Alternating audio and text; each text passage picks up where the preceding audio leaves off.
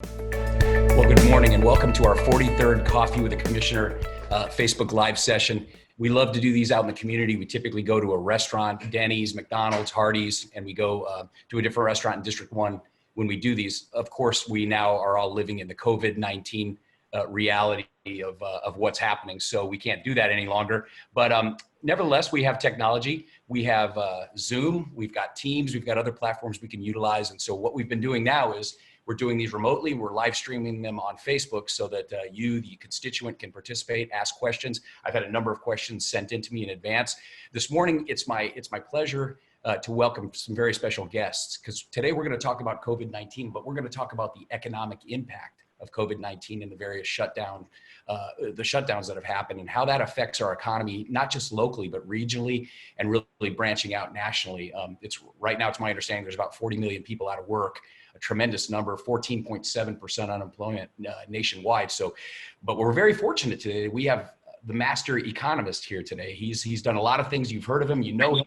Right now, he is the economic advisor to Triumph Gulf Coast, which is the oil spill entity that's charged with dispersing $1.5 billion in BP oil spill fines. So, Dr. Harper, good morning and welcome. Thank you for being here. Thanks very much for inviting me, Commissioner.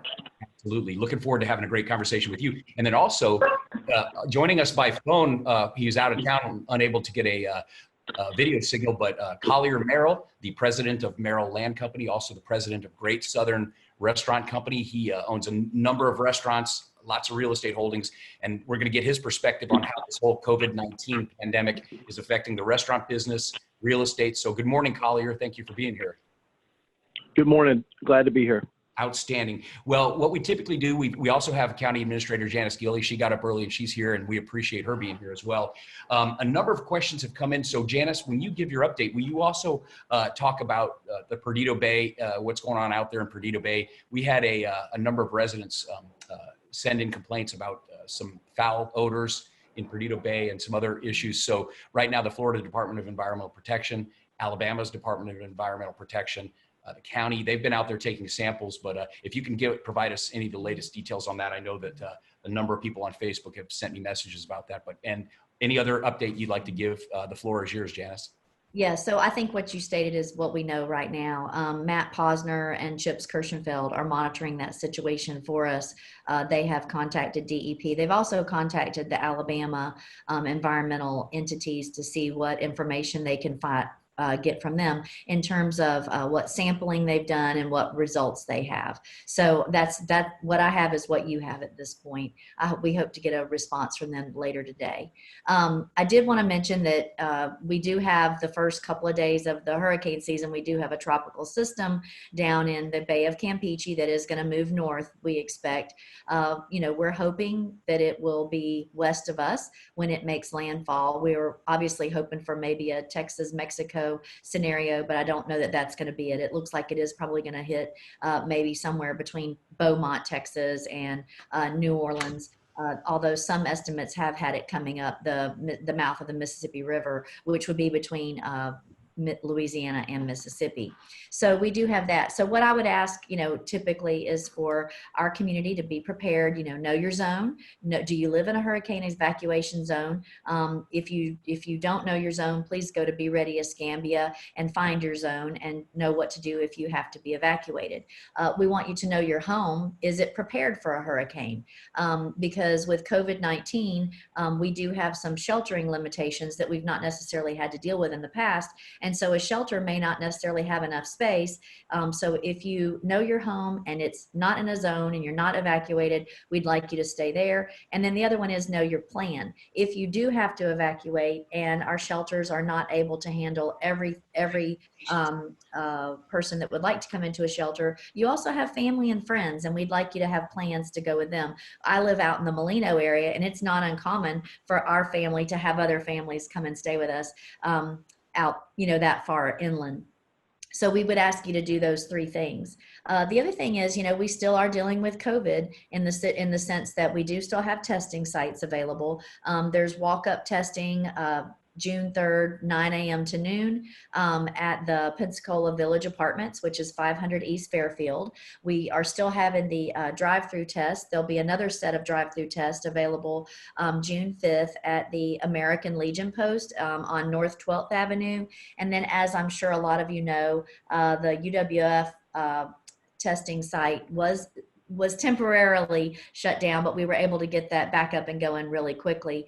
So that site's available as well. And Baptist Healthcare is still doing some testing, so they're available. And then also the assessments for screening is available 24 hours a day.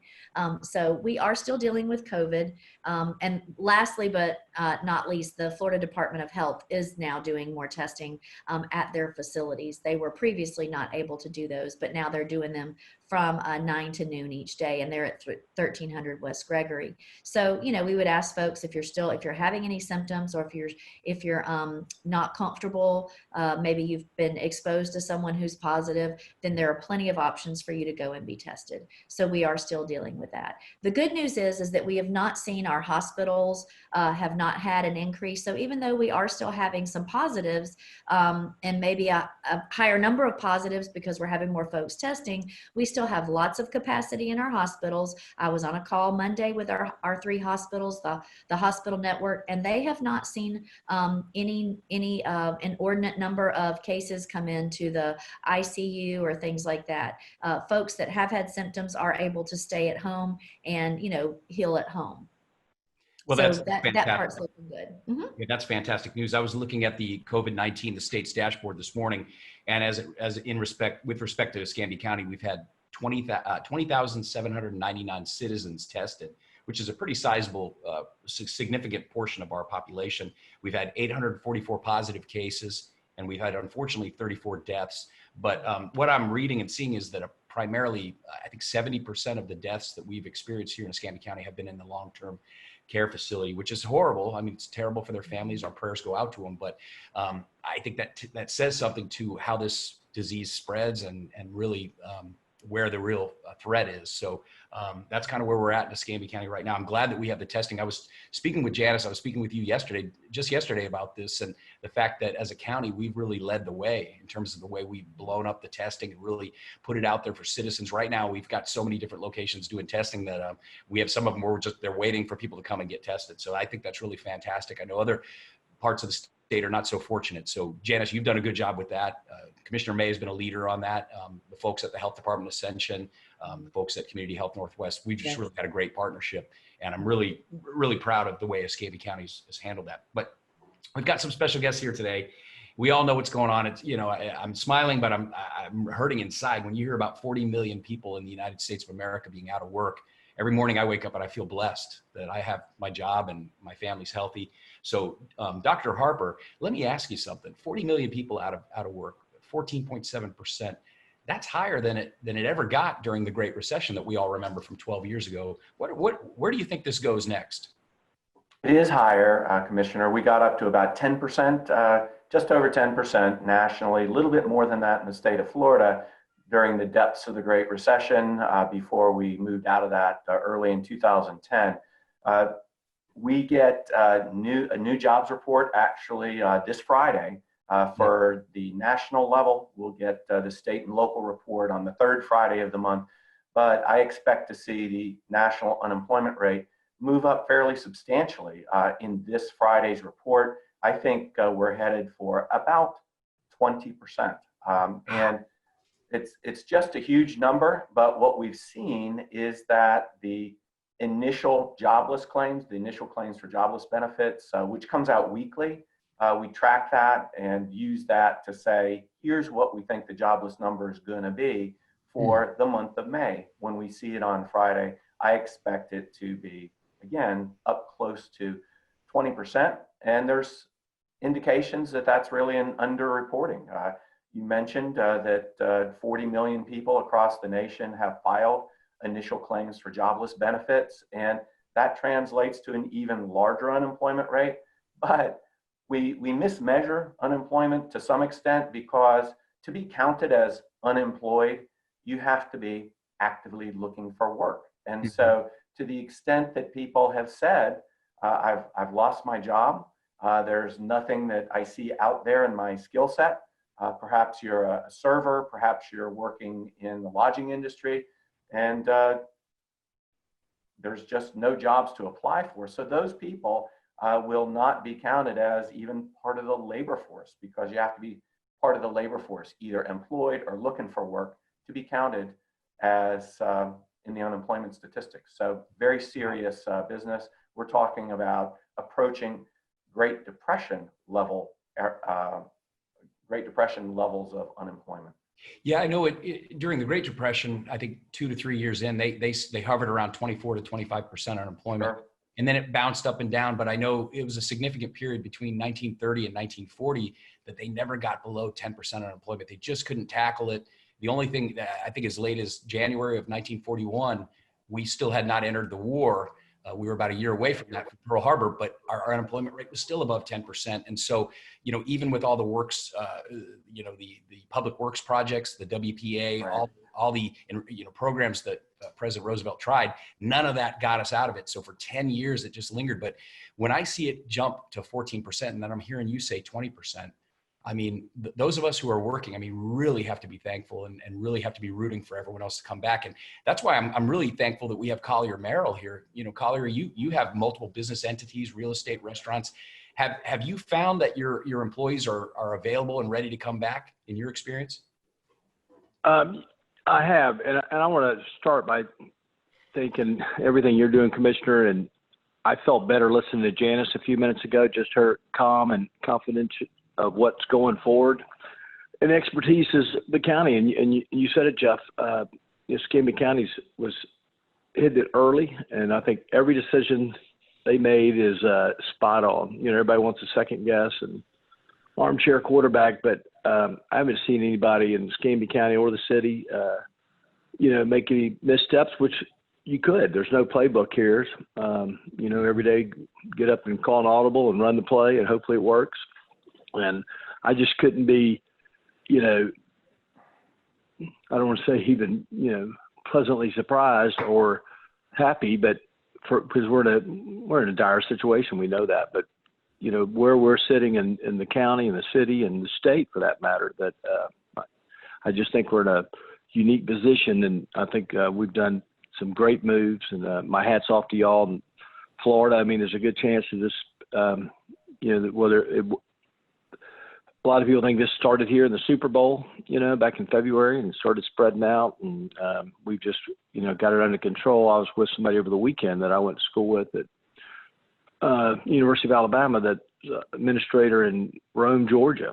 And his hospital alone had over 20 deaths, over half of what we had in the entire Escambia County. And, no fault to his. He got one of those early church members where it spread a lot. And it just happens. But get back to your question.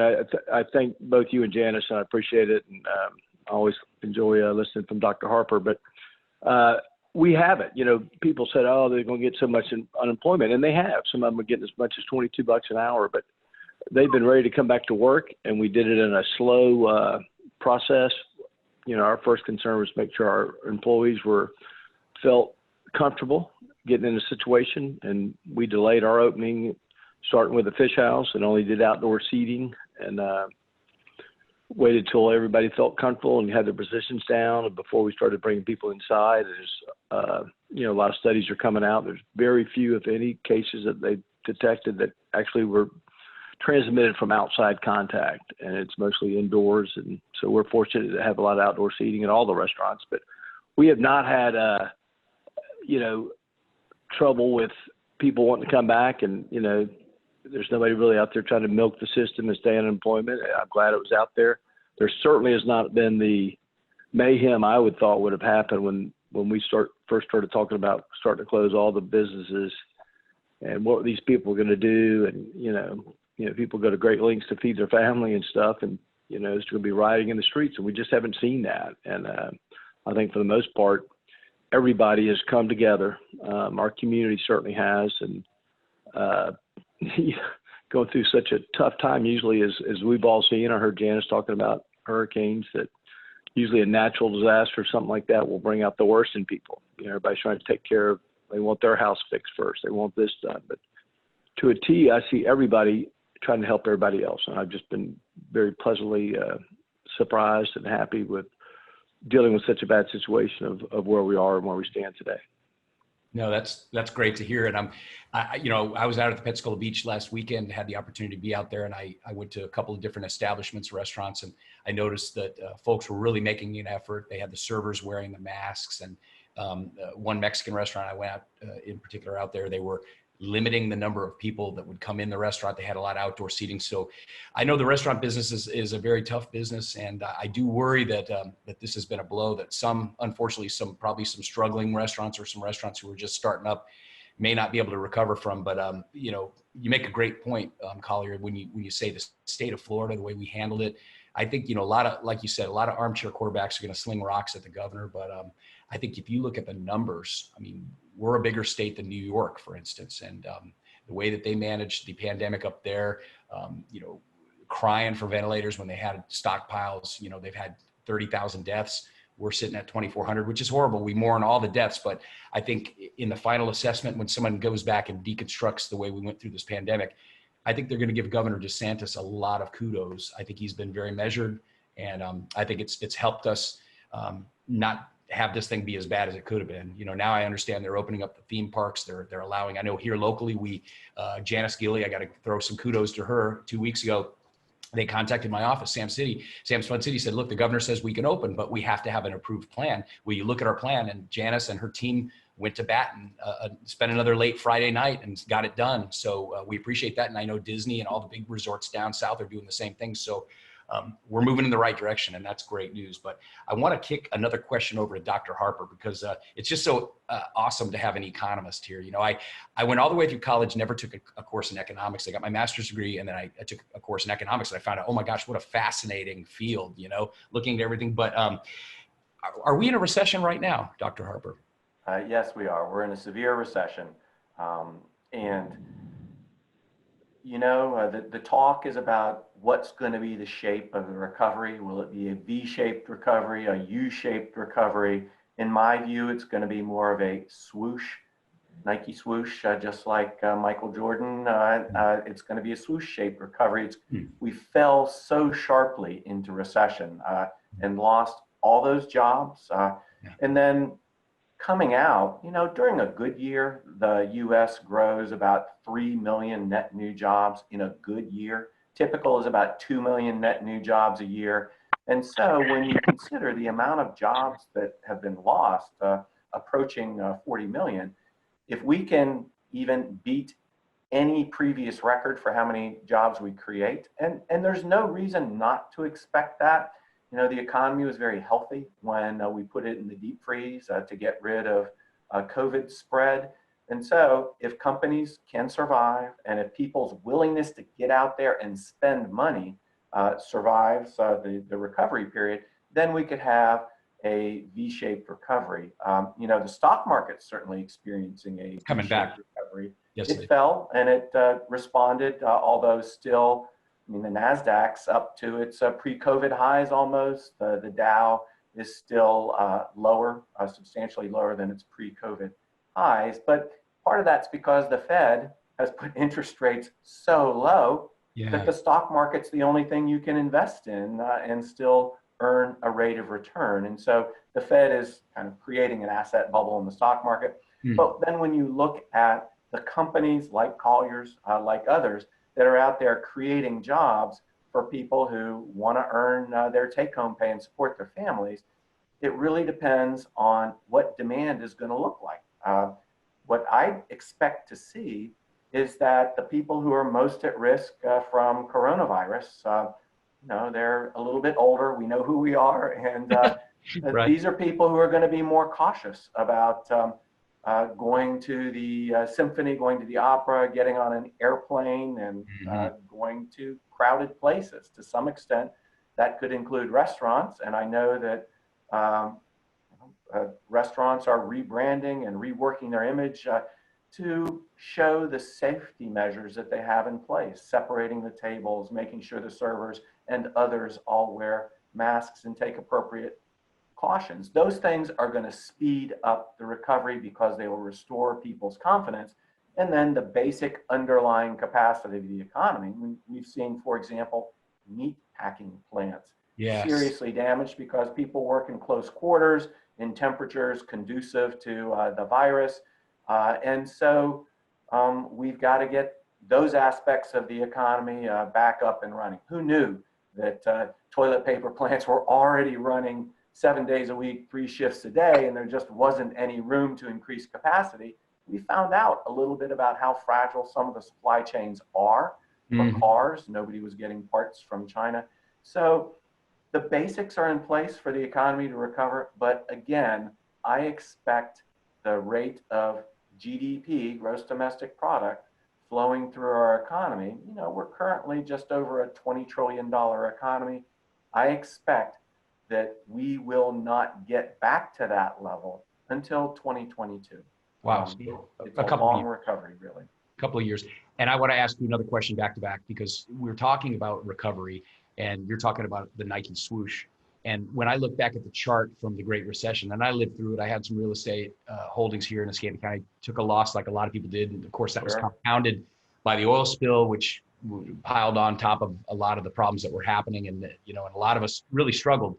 But I look back and I saw that the unemployment rate really hovered high until, you know, I remember the politics of the time. It was the recovery summer of 2009. I don't remember that. I remember 09, 10, 11, 12 were brutal. I mean, they were very tough years. And you look at the unemployment, and the unemployment really didn't come down till 14, 15. I mean, and of course, Escambia County, Pensacola, we lagged behind. I mean, we went into it earlier, and it seems like we came out of it longer. So when I see something like this, where we went above what we did then, and, you know, the fear is if there's a second spike of this illness. Now, we've been fortunate, as Janice alluded to earlier, we haven't had the hospitalizations, we haven't had the deaths, we've not had the lack of ICU beds. We've been very fortunate. But the question to you is, if this happens again and we get another spike, and heaven forbid we have to close down, could that push us into a depression? You know, a depression happens more severe than a recession. The old joke is a recession is when your neighbor's out of work, a depression is when you're out of work. But the depression really is a self-perpetuating downward spiral. The Fed is working extraordinarily hard to prevent depression because what if everybody expects that there's going to be more joblessness and that home prices are going to fall because people can't afford to buy that new or existing home? If you think the price of everything is going to be lower next year, then logically you postpone your purchase till next year when everything's cheaper. Right. And so a depression mentality sets in where people no longer believe that the economy is going to recover rapidly. And so they take steps, extraordinary steps of trying to increase their saving because a rainy day is certainly coming. And that in and of itself, if nobody's spending, well, one person's spending is another person's income. And so people have to spend to keep the economic engine running. So the Fed, and thus far the Congress, working through the Treasury, which implements taxing and spending policy, have been very vigorous, very aggressive in trying to keep us out of depression, out of a self-fulfilling downward spiral. So far we've been successful, but just as we here in Florida and in Pensacola are experiencing quarantine fatigue. I don't know, but it's hard about you, but it's hard for me to keep my kids in the house. And they're a little bit older and they've got their careers established, but sheltering here in Pensacola. And so for young people who are not particularly at risk, they see that COVID generally in healthy people has proven to be something they can get through. And it's only the older people that are going to stay at home. So my sense is that we will not have a depression, but we will have kind of a 90% economy where older people are not doing the things that helps keep our vibrant downtown alive, where we have such fun activities, nightlife to do.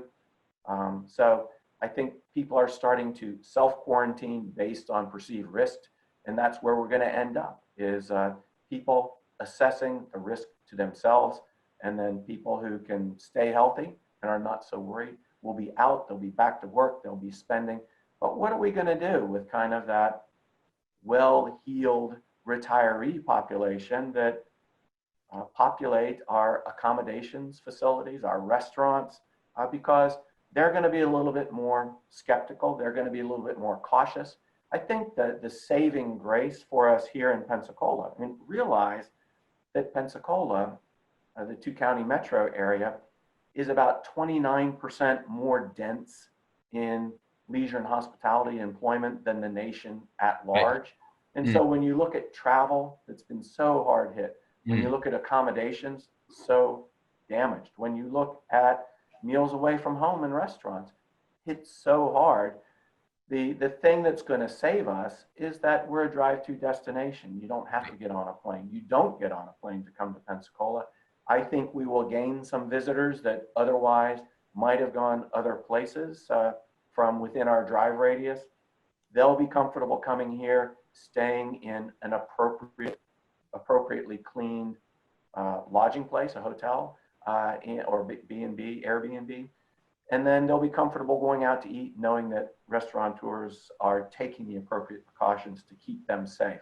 So I think that's what's going to restore our tourism. And then, of course, like in every recession, Pensacola has its military base, as does the rest of Northwest Florida. Nowhere has more military density than Okaloosa County, Fort Walton Beach. And then the $5 billion rebuilding of Tyndall Air Force Base in Panama City is going to be a rising tide for that community. And that, of course, is what we all want to see, is that all communities thrive. And here's where our military employment and the support teams for military, who are the federal civilian contractors, particularly large in the Fort Walton area, that's going to help our region. And so I expect to see us come out of this relatively well compared to other tourism intensive states. Nevada, Las Vegas just crushed. Hawaii crushed. Montana, places where people go for summer fun or winter fun. Those places are more tourism intensive than Florida, but we are kind of at the heart, as we were during the Great Recession, which was real estate centered. Florida was at the heart of the real estate boom. Here, we're at the heart of the leisure and hospitality and personal services. But I think in our drive-to market, we're going to be okay.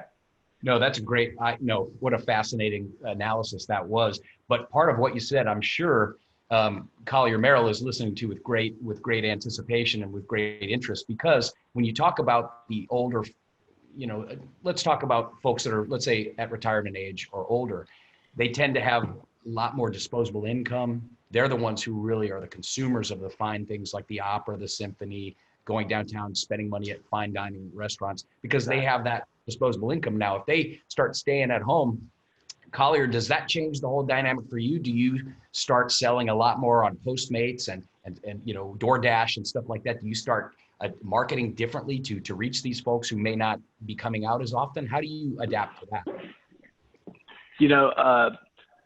Thanks for the question, Jeff. Everything Rick said, Dr. Harper is just saying is, it's just spot on. And jump on that just for a second. I've seen it down here, as you know, where I am. I'm down St. Joe right now, and I was looking around at stuff yesterday. You see a lot of people coming down, buying stuff in this area. I say a lot, just a small group I've been kind of looking at from the north, Georgia, wherever. There's a line drawn by south of Orlando that nobody's going right now. Nobody's going to go down to the Miami area. Nobody wants to get on planes. They're kind of looking at what their vacation assessment might look like. And we're a great, all along the Panhandle, a great alternative of maybe buy the vacation home. They're not going to get on a plane and go vacation anytime soon. Disney is going to come back, and, they've been fine. They've got the pockets to be able to stay fine. They've got to worry about what their customer base is going to look like. That they're healthy, not their business themselves healthy, but are they going to have customers? And that's kind of where we are on the restaurant group, Great Southern, of, we've done the right moves and got the right people ready to go and kept everybody working as much as we could so we'd be ready to open once our employees felt safe. But, we have the twofold of that population that Dr. Harper's referring to. not feeling safe. Now, my mom was upset yesterday when she found out Jackson's isn't open for lunch yet because she's ready to go back out with a group of people, and we're only open for dinner right now. We're just kind of slowly moving into that. She compromised, she's going to go to the fish house, but she, that population though, Jeff, they weren't even ordering food. Some of them were not comfortable having, even doing takeout, whether it's delivered or they pick it up themselves. And some of them with good concern, and they weren't sure where this is going. And we certainly know that does strike the older population. On the other hand, we offer delivery at all the restaurants. We were doing takeout, also delivery, but I ran into several people one day. I was walking across from my office over to Angelina's, and two people I knew happened to be there. And I said, well, we have delivery. We could bring this to you. And both guys said, we want to get out of the house. Right. This is our trip. This is our Right. trip today. We want out, and do not tell my wife we have delivery. And both of them also had joining on what Dr. Harper said as well. His children are a little older, but both of these gentlemen had college-age girls at home, and they wanted them gone at that point. They were all quarantined in that house and wanted to get out. And it's restaurant business is tough enough when you can only open at 25 or 50% capacity. You got to be careful. Yeah. It's kind of like dying a death of 1,000 cuts at that Right. point. If we do have a misstep, as you mentioned earlier, and we have to slow down again, it could be disaster for a lot of folks, and have to kind of reinvent what happens there. But so far, I think as we talked about everything the county's doing, Jeff, and again, my hat's off to you and Janice of Thank you. doing it in the right way, and hopefully we don't have a misstep here and continue to grow and open and do it in these phases that we're doing it. But it's certainly a concern. One, we have to, that population is not coming out as much. And then two, you've got the population that maybe be coming out more, but now they're concerned about, where their funds are coming from. So we kind of have lost some of that population as well. I tell you, when we opened though, people are grateful, and we're grateful to the community as well that have supported us, through takeout, and then now coming back out to the restaurants, and they're happy to see what we're doing. And, like you said, the sanitation precautions we're doing, and making sure not only our employee feels safe, but the customer does as well. Well, I want to take a point to say, and I acknowledge my guest. This is Collier Merrill that we're speaking with via the telephone. He is out of the area and unable to get on a video. So he is the owner of Great Southern Restaurant Group and also Merrill Land Company. So Collier, we appreciate you being here. And then Dr. Rick Harper, who's done a lot of things with economics here locally. Currently, he is the economic advisor to Triumph Gulf Coast. And of course, we have Janice Gilley here as well. But I want to talk about something that loops all three of you in. When we talk about the business climate, and we talk about the current challenges in our economy with COVID and other things that are happening. When we look back to the Great Recession, one of the first things that really everyone noticed was the tightening of capital. People, if you were marginal at all, you could not access money. And it was a stranglehold until they came up with that big stimulus bill. But even then, the small guy, maybe the guy just starting out in the restaurant business, couldn't access the money. Now we see this time around, they're flooding money out everywhere. In your experience, Collier, with the restaurant folks that you know, and I know you know a variety of them, has access to capital been an issue this time around as it was compared to the Great Recession? Well, it's, everybody talks about the PPP funds, which, had a couple of hiccups at the beginning, but for the most part, I think the people that were applying for that have got it. The problem with that is, if you weren't open yet, and you've got this, and they're changing some of the rules on the payback, how the payback forgiveness program goes, Right. it really doesn't make up for a whole lot there. After the BP funds, and Dr. Harper and I worked a lot together during those time periods, that was based on your loss of revenue, and so it was an easy comparison. Okay, this is what you made previous year, fiscal year, and here's where you are in your losses. It's not done that way through this PPP. I mean, somebody can apply. We've heard all the stories now that, weren't hurt whatsoever, but yeah, I can get all my employees paid for a few months, and they've done it, and they did it. And I think a few of them got a little nervous and went back to the amnesty program and gave some of that money back. But there were certainly people taking advantage of it. And I think there's certainly some businesses that have been, devastated by it, lack of resources. We, in the restaurant business, we were able to throttle down and, we kept paying all our managers and kept things working. There's some businesses, my brother's president of the Gulf area down in Fort Walton, you can't really shutter that up when you have a whole bunch of animals and dolphins and all that going. We were spending $15,000 to $20,000 a day to keep the vets in there and keep the trainers and keep the food and keep all that, without, $1 of revenue coming in, and that money will never be made up. There's just impossible to make that up when you're burning through cash of $600,000, $700,000 a month with zero revenue. Even now, that's a business that you've got to, when you have groups watching shows and stuff, you got to be careful how you cue them up, and that's what we're doing there as well.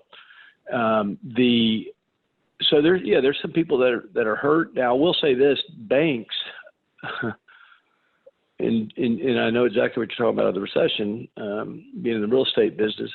We're in the middle of the condos and everything we were doing when all that market went down. But I've seen them kind of jump to try to help people on this time. But there's a lot of deferrals on payments they were making for people with mortgages, and they're there to help. They don't want a bunch of keys thrown on their desk, from businesses being shuttered up. And so they've been very proactive, I think, in this round. I'm curious what Dr. Harper's seeing on that. But and with interest rates the way they were, which are non-existent, which rates for the last few years have been pretty low at this point. I think a lot of people aren't even sure what interest is, but we've been through those higher rates. But it's been, to me, at least what I've seen, I've been again encouraged by what I've seen the banks trying to help. So access to capital is something that is different, seems to be different this time around. So Dr. Harper, if the capital's out there and the Fed is doing everything they can, lowering the interest rates to zero, and stimulus bill after stimulus bill and trillions of dollars thrown in there, if that's out there, but a small business person can't get it because he's not established or whatever the case might be, tell me what kind of situation that could lead to. Because I had Congressman Matt Gaetz here a number of weeks back, and we really had a great conversation. One of the things that I asked him was, obviously people are hurting around the country. When you got 40 million people out of work and you've got businesses failing and teetering on the brink of failure, you got to do something. But at some point, you mentioned earlier the GDP is 20 trillion, but our debt now is 24, 25, 26 trillion. So I asked Congressman Gaetz straight up, how do we sustain that? And he said, we can't sustain it, but we can't, just pinch pennies, when a hurricane comes through and we got to rebuild. We can't pinch pennies when the country's getting devastated. But as an economist, number one, what would you tell a guy who can't access credit when he sees all this money flowing and everyone else gets it and he's just trying to survive? And number two, how does the country long-term sustain this monetization of this debt or this creation of debt? Is our currency going to devalue? I know that's a big loaded question, but I can't wait to hear your answer. Those are important issues, and I agree with the way you framed the question. I think that we will come out on the other end of this recession with fewer small businesses, because so many of them, the Fed surveys businesses as part of its planning process. They do the survey of consumer finances. They also survey businesses, and so many small businesses only have 15 days of cash on hand to support them. Right. And when something like this happens, they just can't keep it going. So we're going to come out on the other end with more concentration. The big companies who have ready access to capital markets and do the borrowing they need are going to survive, whereas so many small businesses are not. And of course, that's somewhat of a trend over the last decade in the U.S. economy, is that we've moved more and more. Now we think of small businesses perhaps being a franchise operation of a major national chain. There's not as many mom and pop stores anymore. There's the retail apocalypse that is certainly been bumped up by 5 or 10 years in terms of speed. And that's consistent with Amazon hiring 200,000 workers that they're trying to do. Walmart's hiring, people that deliver are hiring. So the structure of business is changing. It's tougher for small businesses, particularly mom and pop businesses. And so they're getting fiscal fatigue, just like we're getting quarantine fatigue. Washington is getting fiscal fatigue, and they don't necessarily want to do the additional borrowing that's necessary to keep people afloat financially. And as long as the unemployment registration systems are functioning and there's the $600 Oh, they're not. They're not functioning. bonus, they're not. And so in Florida, that's an issue, that we're underreporting unemployment because people can't make it through the system. But we're doing a good job right now with the CARES Act of trying to prop up people's income, of trying to get money to small businesses, the PPP. And as Collier mentioned, there were a few hiccups at the start, but those are good programs. But how much more of that can we do and should we do once there is a vaccine and once there's effective treatment for the COVID illness? Then that's when the economy can start hitting on all cylinders again. But until then, I think, as a professional economist, that the wisest path forward, given that the federal government can now borrow money essentially at 0% interest because people are happy to hold that safe and secure investment of a US Treasury bond, even if it's not paying interest, then what that means going forward is that, as you say, Commissioner, we're going to run up the debt from its pre-COVID level of less than 20 trillion held by the private sector, because after all, the Fed holds some federal debt. We don't count that part. That's a wash. And so we will have to make tough calls in the future as to whether we raise taxes to try and generate the revenue to pay back those Treasury bonds. That won't happen. That ain't going to happen. That's not going to happen. And so what the Fed, who's now put us on a roller coaster of increased money supply, well, the Fed used to be able to run a $16, $17 trillion economy on about $1 trillion of monetary base, checking accounts, reserves at banks. And so money that was available to be lent, to be spent, $1 trillion was enough of monetary base in order to keep the economy pretty much at stable price level. They shoot for a target of 2% inflation a year. Right. Deflation would be devastating. They shoot for 2%. But they've increased that sevenfold.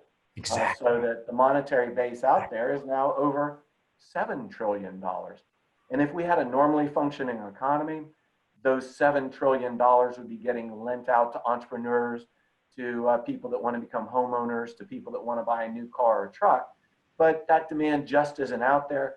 But the banking system is awash in liquidity, reserves that are loanable. And so as the economy picks up, in order to avoid inflation that comes along with too much money, too much monetary base, chasing an unchanged amount of GDP, to avoid inflation, the Fed is going to have to withdraw that money that they've been injecting hand over fist for the last number of months and shrink it. So we're on a riskier path for inflation, but the reality is, we're now seeing pretty extensive inflation in terms of food prices, but oil prices are way down. Nobody's able to go into their boss and say, give me a wage increase or I'm leaving the kitchen right now.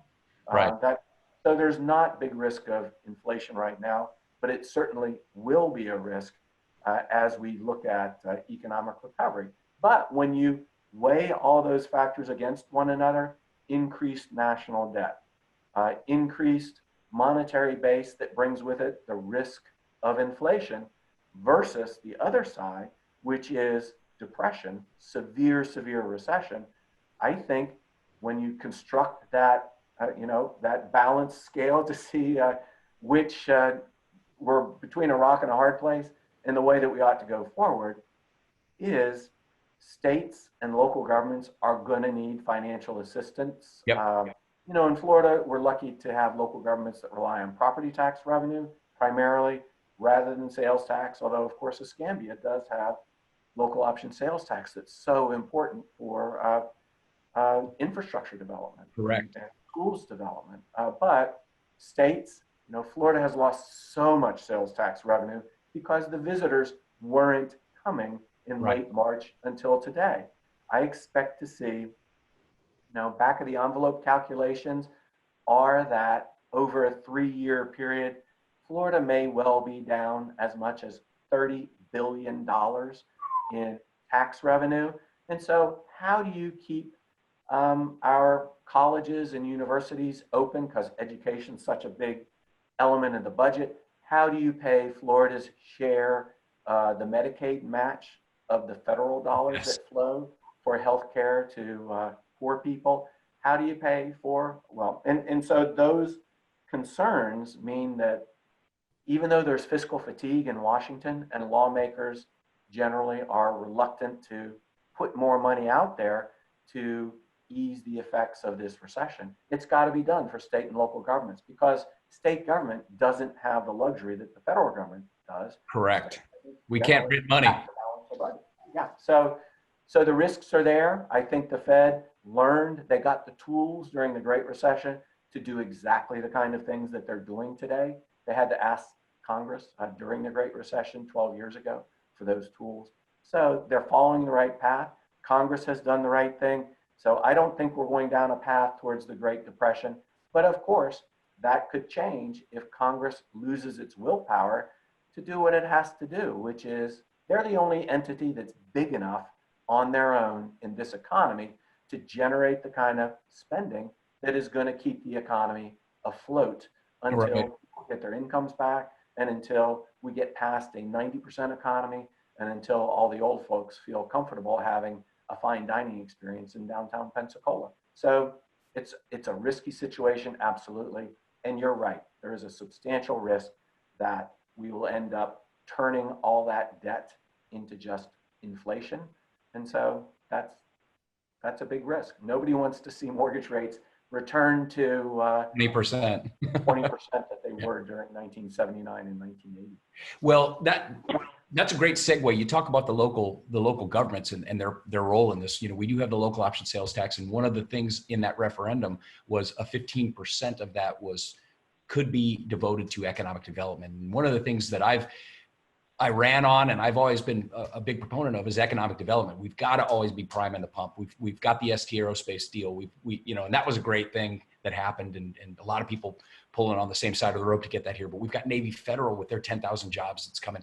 I mean, and you talk about the ancillary effects of having the naval bases out here. I also look at the hospitals too, the hospital industrial complex. There's so much federal money going into Medicare and Medicaid and all these TRICARE.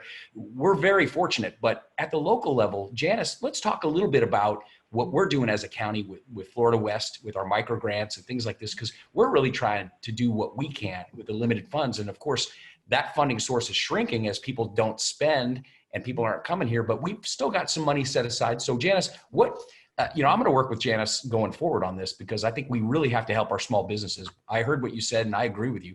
We're going to have fewer small businesses when we come out the other side. So we got to save the ones we can, protect the ones we can, and really incubate and help generate the new ones who are going to sell products outside our area to bring more money into our area. So Janice, what are we doing as a county now with Florida West to help these businesses? So one of the things that we have done that we'll get a report on tomorrow is we did do the Escambia County Small Business COVID grant, similar to what Santa Rosa County and then also Florida Power and Light, Gulf Power did as well for the region. And so while we were only able to commit $100,000, the city also committed another $25,000 with us. So Kelly Massey will come to our board meeting tomorrow and discuss the grant process and how it worked out. But we only had $125,000 to give, which I think, as Dr. Harper or even Collier would say, would be just a drop in the bucket. We did try very hard to make sure that those grants were spread out throughout the county, so that you did have geographic representation of those grants. And then we also looked to ensure that there were also minority representation based on minority business. designations. So, we're trying to do what we can. I would say that one of the first conversations that I had with Scott Luth when I took this position was, to ask him, what is your plan for small businesses? We know that small businesses typically generate 80% of the new jobs. Yeah, it's great to have an ST Aerospace. It's great to have a Navy Federal, but typically your small businesses are the backbone of your local economy, particularly small communities like ours, where I do think I think it's great for us to have what I consider specific restaurants and specific businesses, boutique businesses, versus the large chains and the large franchises. Not that I'm opposed to those, but I think you find a stronger commitment to your community when you have those types of businesses that are owned by people that have a personal investment in the community. I mean, I don't think you can say more about somebody like Collier than, he is absolutely 100% committed to this community and this region in general. And, that means a lot to folks that work for him and just the investment that he makes in us. And so, and that also makes it where we can reach out and grab him, if we have to. That's right. To have conversations. Gosh, I hate it, but we're almost out of time. But I want to do a quick little lightning round, and there's a couple of questions I want to ask. Dr. Harper, if you could just give me just a brief answer on the following stuff. A lot of progressive folks have said we need to just go ahead and go all in and go to universal basic income, and and a lot of people think we're almost there between the people that are on the disability, people on retirement, Medicare, Social Security.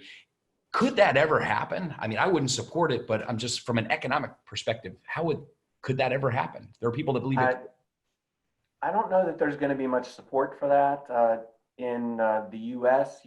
It was, however, Milton Friedman, the father of the conservative mainstream economics, who put forth this notion of a negative income tax that instead of having a patchwork of different social welfare programs and safety net programs, Friedman's point was, people should be able to decide how they spend whatever income they have, and the role of the government in providing safety net services ought to be that there's a tax rate that is actually negative for people under a certain income level. That might be $30,000, it might be $40,000, and so they actually get a subsidy. But that subsidy should never create a situation where you don't want to take a paying job because you give up too many benefits. And we're seeing that today with the Paycheck Protection, with the $600 pandemic unemployment assistance, the PUA program. Right. There are certainly people who would hesitate to go back to work because it's just as well to take that $600 a week as long as it's available. That sort of bad incentive creates a problem for the economy. So I don't think we'll ever get to the point where we have universal basic income. Yeah, I don't think so either. Collier, let me ask you this question. There are people that believe that eventually automation is going to fill a lot of roles that current service workers do. They've got trucks that can drive across the country. I've seen in Japan, they actually have a robot that cooks. It cooks pancakes. And eventually there are people that believe eventually we will have robots that do a lot of the menial sort of jobs. In your opinion, Collier, do you think we'll ever get to a point where a significant portion of the people that work for you in service jobs are replaced by automation? And if so, as a business owner, because there are people that would say, well, we got to tax the robots. What would your opinion be on any tax on an automated function that replaces a human worker? People adjust. We've talked about it. There's going to be some changes coming out of this, and we're going to, people quit making the buggy whips and start making something else. And that's just the way, America's formed, and we'll keep moving forward that. The automation point, we've talked about that. I mean, my university hat on, and as Dr. Harper and Janice, we've all been part of the university at one time or another, talked about, from the agricultural industry that tractors changed to car manufacturers, and the economy hadn't crashed yet. I mean, that sunk that. People find other jobs and move forward. I think the service industry is a little different when you get into the hospitality industry of what people are looking for. There's a reason they're going out. and they're looking forward to that and going out. I don't see that. We've heard the taxation before on some of these manufacturers, and I'm going to leave that part to Dr. Harper. I don't see that happening just from what people are looking for in the hospitality industry.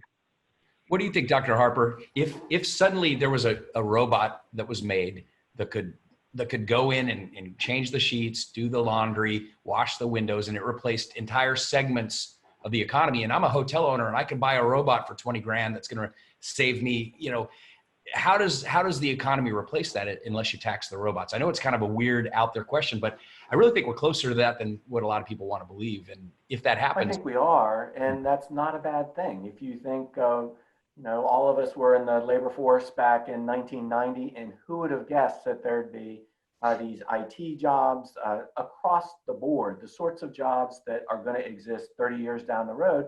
We just don't know what they are. We don't know which way technological innovation is going to take us. But the basic notion that you can get more stuff from fewer people, as long as you have the appropriate policies in place that ensure that everybody has equal opportunity to get a piece of the economic pie, as long as those two things can coexist, equality of opportunity and technological innovation, that's what makes us a stronger country. We have to pull in favor, we have to pull strongly for innovation and exactly the sorts of changes that you're talking about. We don't want to do what the railroads did, where they had this feather bedding, or think of a movie production in New York City where you have to have a certain electrician to come and unplug your extension cord. That right. Stifles growth, it stifles productivity. Sure does. Well, guys, this has been what a great morning. I really, really appreciate Dr. Harper, Collier Merrill, Janice Gilley. Thank you so much for your time this morning. I think it's a great topic, and we can't really, we can't talk about it enough, because if we're not looking at the the economics of this pandemic and really the damage that this could do, I think we're taking our eye off the ball. So really appreciate your perspectives. Appreciate you guys being here this morning.